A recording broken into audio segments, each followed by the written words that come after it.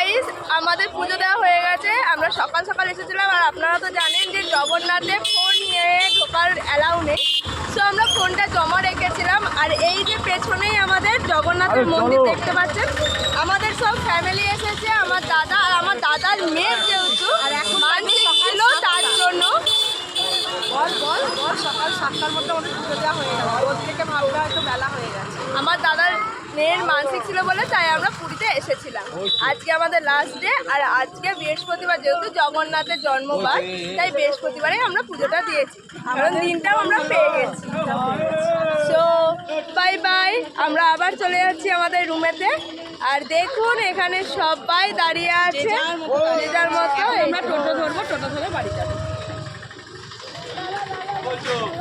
পুরো চেঞ্জ হয়ে গেছে। আমরা প্রায় 5 বছর পর এসেছি পুরীতে ঘুরতে। আবার